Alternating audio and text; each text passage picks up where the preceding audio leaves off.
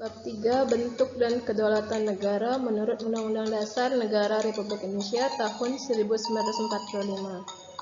Tergesernya bahasa Indonesia oleh bahasa asing membuktikan bahwa kedaulatan bahasa kita perlu ditegakkan. Apakah yang dimaksud dengan kedaulatan? Adapun tujuan pembelajaran untuk hari ini yaitu melalui ini anak-anak dapat mempelajari berbagai macam teori-teori kedaulatan serta tokoh dan negara yang menganut teori tersebut dengan tepat. Yang kedua, membaca penggalan lirik lagu pada rubrik penguatan karakter peserta didik mampu menunjukkan sikap tanggung jawab dengan baik. Kemudian dapat menuliskan kegiatan yang mencerminkan sikap demokratis. Yang keempat, membuka laman yang disediakan dalam rubrik tautan, mampu mengetahui tingkat perkembangan demokrasi serta pelaksanaan pemilu di Indonesia. Yang kelima, pemanfaatan teknologi melalui informasi tentang potensi ancaman kedaulatan di berbagai bidang dengan benar. Yang terakhir, membaca informasi dari demokrasi internasional. Peserta didik mampu menjaga dan mempertahankan kedaulatan negara Indonesia dalam kehidupan berbangsa dan bernegara dengan baik. Bentuk dan kedaulatan negara menurut Undang-Undang Dasar Negara Republik Indonesia tahun 1944 dibagi menjadi 3 bagian, yaitu yang pertama kedaulatan, yang kedua bentuk negara dan kedaulatan sesuai dengan Undang-Undang Dasar, serta yang ketiga yang C melaksanakan kedaulatan rakyat menurut Undang-Undang Dasar Negara Republik Indonesia tahun 1945. Bagian A, kita mulai dari kedaulatan.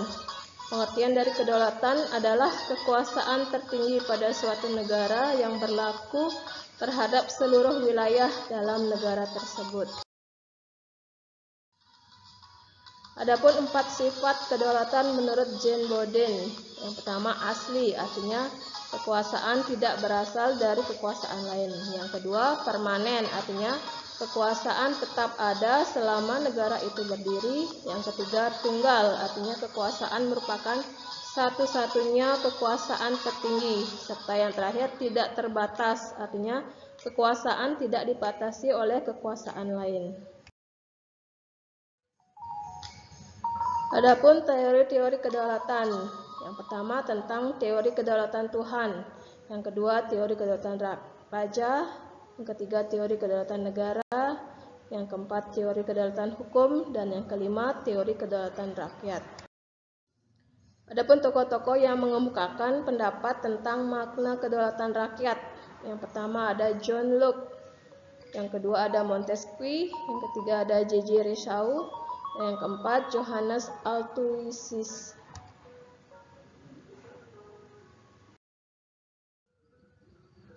Lanjut yang ke bagian B, yaitu bentuk negara dan kedaulatan negara sesuai Undang-Undang Dasar Negara Republik Indonesia tahun 1945. Adapun bentuk negara ada 2, yaitu negara kesatuan dan negara federasi atau serikat. Di mana negara kesatuan biasanya disebut dengan negara unitaris. Kemudian negara kesatuan merupakan negara yang tidak disusun atas beberapa negara tetapi bersifat tunggal. Sedangkan negara federasi atau serikat biasanya negara federasi dibangun atas bergabungan dari berbagai negara. Dalam bentuk negara federasi dikenal istilah namanya negara federal atau negara-negara bagian. Di mana dalam negara federasi negara bagian atau berhak mengurus sendiri rumah tangga negara tersebut.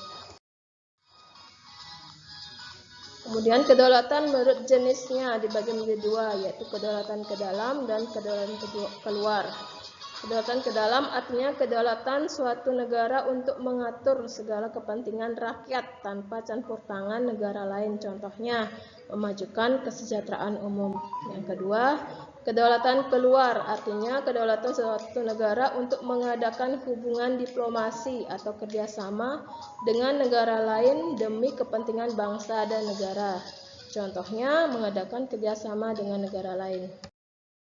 Kemudian ada prinsip-prinsip kedaulatan negara Indonesia sesuai dengan Undang-Undang Dasar Negara Republik Indonesia tahun 1945, di mana dibagi menjadi 4. Yang pertama ada prinsip kebebasan, itu sesuai dengan pasal 28, pasal 28E, pasal 28G ayat 2 dan pasal 28I ayat 2. Kemudian prinsip kesamaan atau kesetaraan diatur dalam pasal 28D ayat 1, pasal 28H ayat 2 dan pasal 28I ayat 2. Kemudian prinsip suara mayoritas diatur dalam pasal 2 ayat 3, pasal 6A ayat 3 dan 4, pasal 7B ayat 3 dan 7 serta pasal 37 ayat 4.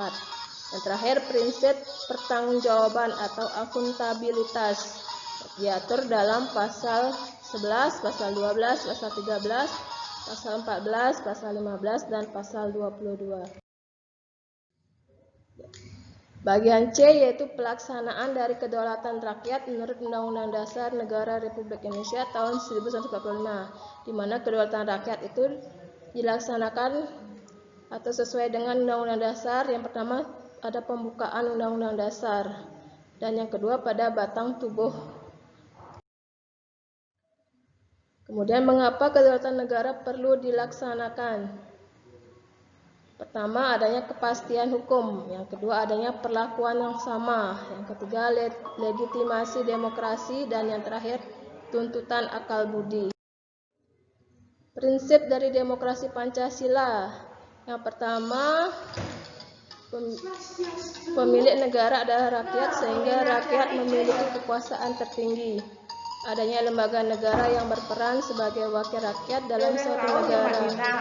Tidak boleh ada pengistimewaan kepada sesuai ataupun kepada golongan atau partai tertentu. Harus ada undang-undang yang mengatur tentang struktur organisasi kekuasaan dalam negara dan mekanisme pelaksanaan kerjanya. Prinsip demokrasi Pancasila ada secara umum dan ada secara sempit. Secara umum, prinsip demokrasi Pancasila yaitu kedaulatan rakyat yang berdasarkan pada nilai-nilai Pancasila di bidang politik, ekonomi, dan sosial. Sedangkan secara arti sempitnya, demokrasi Pancasila berarti kedaulatan rakyat yang dilaksanakan menurut hikmat kebijaksanaan dalam permusyawaratan perwakilan. Prinsip demokrasi Pancasila menurut Jimli Asidiki. Yang pertama yaitu kedaulatan rakyat. Yang kedua adanya kebebasan atau persamaan. Yang ketiga pemerintahan yang terbuka dan bertanggung jawab. Pelaksanaan demokrasi Pancasila dibagi menjadi dua, yaitu penerapan demokrasi Pancasila dari tahun 1966 sampai 1998. Dan demokrasi Pancasila dari masa reformasi 1998 sampai sekarang, di mana pada penerapan demokrasi 1996 sampai dengan 1998 dilakukan tindakan korektif dalam usaha untuk meneruskan kembali pelaksanaan Pancasila dan Undang-Undang Dasar yang diselewengkan pada demokrasi terpimpin. Kemudian praktik kenegaraan dan pemerintahan pada periode ini sangat tidak memberikan ruang bagi kehidupan berdemokrasi. Sedangkan penerapan demokrasi Pancasila masa reformasi, di sini terdapat indikasi ke arah terwujudnya kehidupan demokrasi. Salah satu contohnya yaitu adanya kebebasan pers. Kemudian demokrasi Pancasila merupakan demokrasi berkedaulatan rakyat, dijiwai dan diintegrasikan dalam sila-sila lainnya.